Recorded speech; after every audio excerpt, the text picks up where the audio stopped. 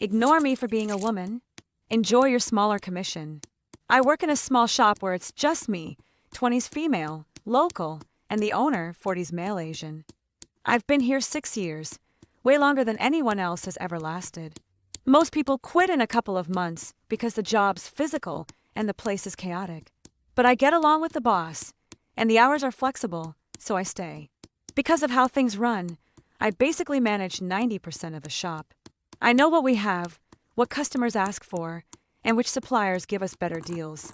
My boss doesn't keep track of inventory or local preferences, and although he's lived here for over 20 years, he hasn't put much effort into improving his language skills. That gives me an edge. A few months ago, an older guy, maybe 60s, started coming around to sell gas-related products.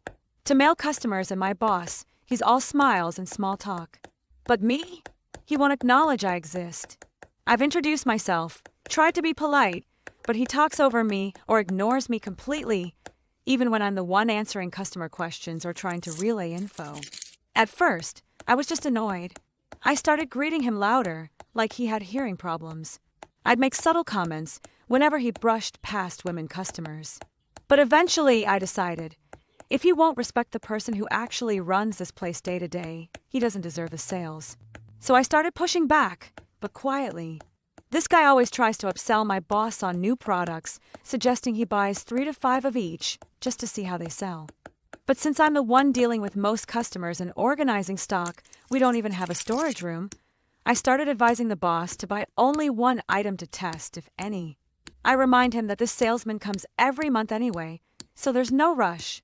We get similar items, like gas cans, at the same price from another supplier who delivers more often and brings other goods too. I suggest we stick with those because it's easier logistically.